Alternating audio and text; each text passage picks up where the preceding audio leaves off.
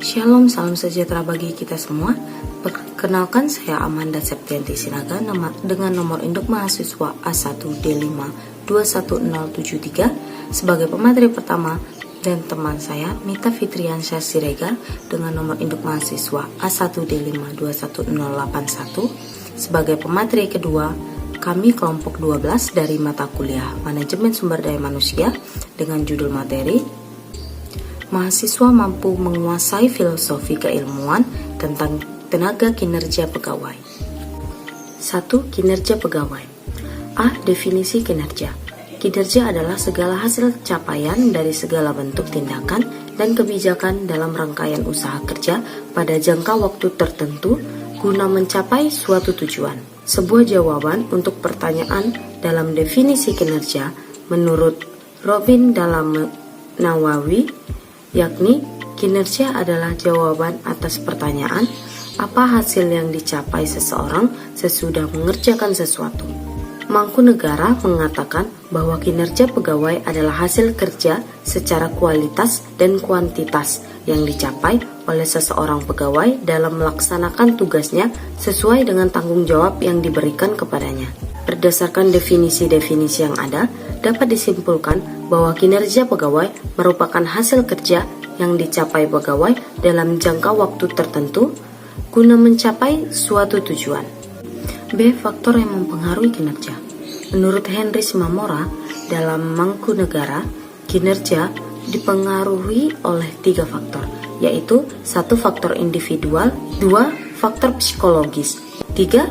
Faktor organisasi. Menurut Mangkunegara, faktor individual dan psikologis termasuk dalam hasil dari atribut individu yang menentukan kapasitas untuk mengerjakan sesuatu atau bisa disebut sebagai faktor yang berasal dari dalam diri seseorang atau internal.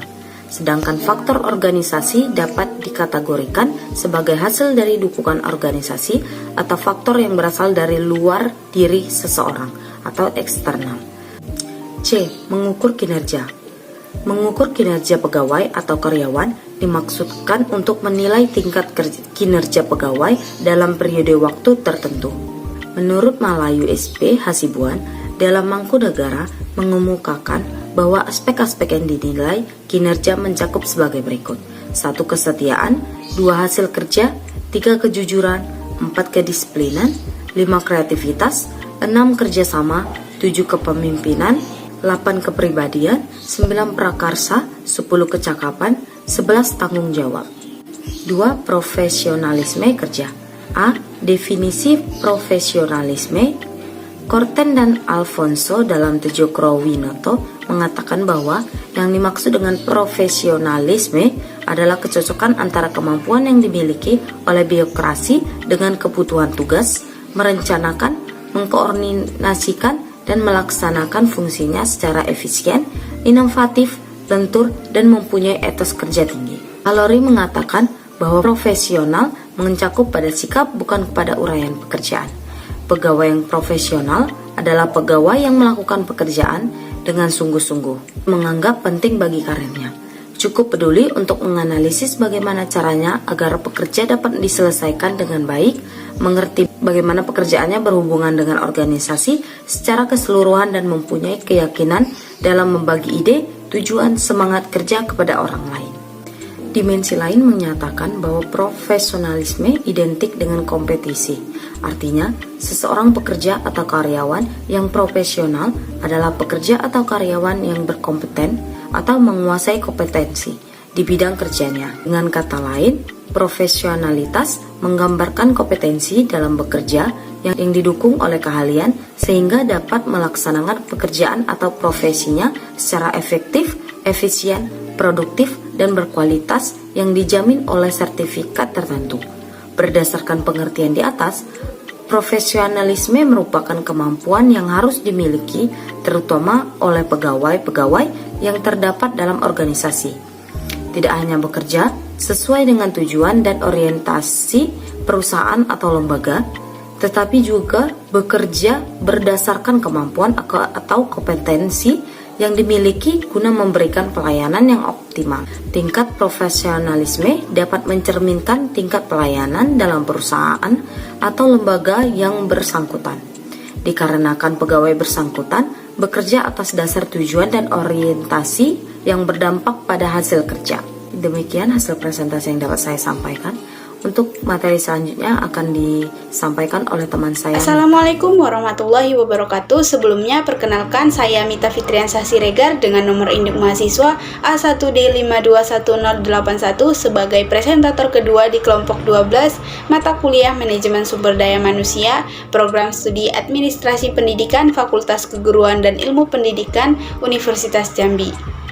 Baik, di sini saya akan melanjutkan pemaparan materi sebelumnya oleh rekan saya, yaitu tentang profesionalisme kerja.